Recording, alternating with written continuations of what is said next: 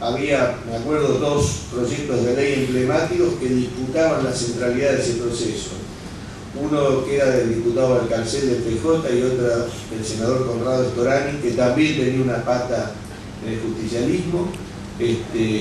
que a su manera trataban de resolver la cuestión o a favor de Clarín y del grupo multimedia o a favor de los grupos telefónicos. Estas peleas entre los grupos en función de quién conducía la concentración, de alguna manera también impidió que durante los 90 la Argentina pudiera democratizar o avanzar hacia un escenario más democrático de la comunicación, sobre todo teniendo en cuenta que tanto las organizaciones sociales como las organizaciones sindicales, y el Chavo se debe acordar, y Cantarino, con los proyectos de Cociméicos y todos los intentos de aquella época, de los cuales también acá la compañera legisladora se hizo eco, fueron esfuerzos para tratar de instalar en el Congreso Nacional un debate que empezaba a producirse desde abajo y que recién hasta la década siguiente, hasta el 2004, con la constitución de la Coalición por una Radiodifusión Democrática, no iba a encontrar la forma organizativa y los criterios políticos para poder desarrollarse hasta acá. Yo quiero volver un poquito para atrás tomando como referencia lo que propone el título del panel, porque me acordé antes de venir, les cuento dentro de este baile de los millones, si en el 98 estas fusiones de AT&T y la British Telecom y GTE con otras empresas europeas habían sumado 180.000 millones de inversión, ya para el año 2000 una sola de estas operaciones entre América Online y la Time Warner era de 184.000 millones. Pero a propósito de la Time Warner, quiero detenerme en algo que escribí y que de alguna manera surgió como consecuencia de un artículo que publicó el New York Times a partir de un periodista que es Frank Rich, a propósito de la saga de la película de Matrix. Era el momento en que los hermanos Wachowski largaban la segunda versión, que era Matrix Recargado. El lanzamiento de Matrix Recargado coincidía también con el tiempo en que se realizaban las cumbres de la Sociedad Mundial de la Información, en donde, y también Bush ha sido protagonista de algunos de esos debates, en Ginebra, en Túnez, en donde de nuevo lo que se discutía era, a partir del fenómeno de la globalización y las nuevas tecnologías, dónde estaba la centralidad y sobre todo qué contenidos venían adentro de este proceso. Y me llamó la atención este artículo del columnista del New York Times, que describía la película y decía que el concepto jactancioso de esta película es que la mayor parte de la humanidad está conectada a un programa de realidad virtual conjurado por máquinas superpoderosas para engañar a nuestros cerebros mientras saquean nuestro cuerpo en busca de poder bioeléctrico. Y seguía. En realidad él contaba que la película esta de los hermanos Wachowski además intentaba salvar de una crisis financiera gigantesca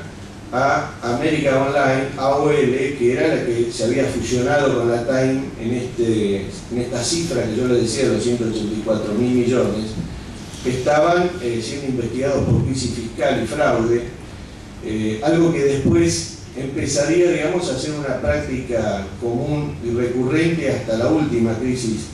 financiera. Pero había también en esto un mensaje, además del intento comercial, un mensaje de signo ideológico importante, que era que tanto la estrategia de comunicación del film y el merchandising apuntaban a instalar no solo el juego virtual, porque después salió como juego virtual también Matrix Recargado, sino un mensaje sobre lo inevitable del predominio tecnológico sobre la conducta humana. Algo que permanentemente, a partir de estas matrices de debate que se plantean sobre todo alrededor del año 2000 en adelante, se plantean cuando empiezan a discutir el tema de cómo llegamos a la sociedad del conocimiento y la información, y parece que fuera solamente un problema de fierros y de caños y no un problema de contenidos y mensajes. Pero miren qué interesante.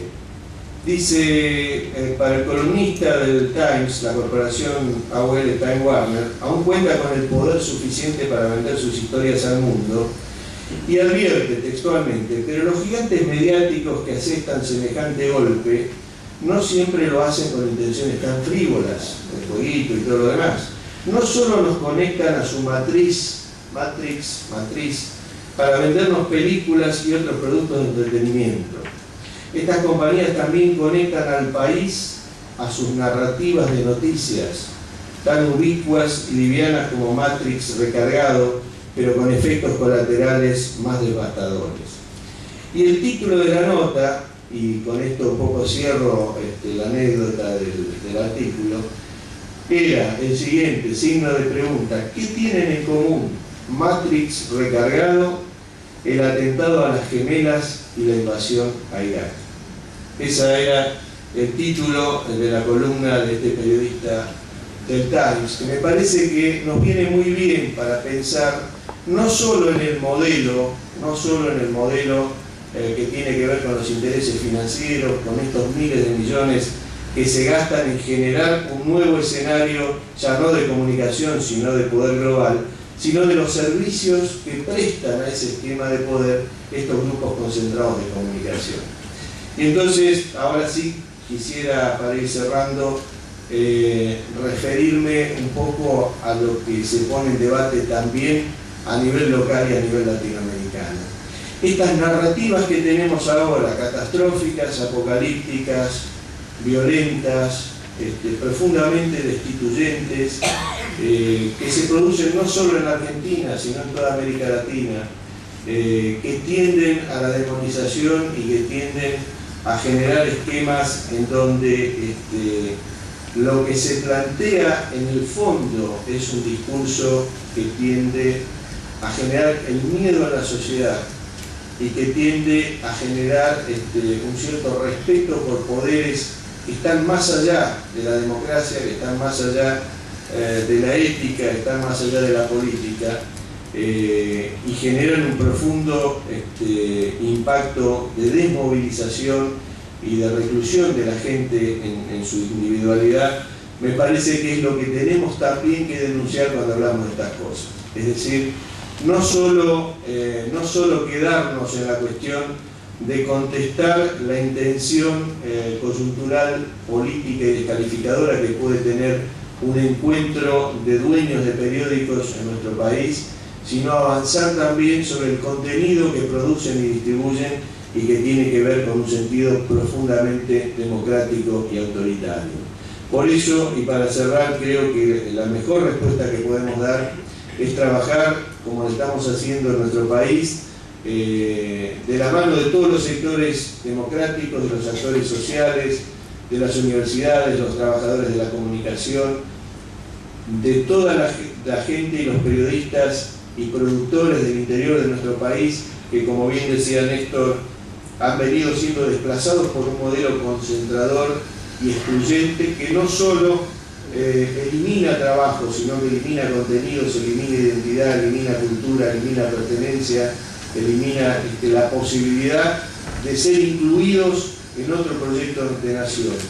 Y en este sentido, los quiero exhortar también para que cada uno de nuestros países en América Latina demos esta pelea por recuperar nuestra palabra, nuestra identidad, que me parece que es el camino necesario para poder fortalecer un proceso de integración regional que abra las puertas de la comunicación al conjunto de nuestras sociedades, de nuestro pueblo, y que nos permita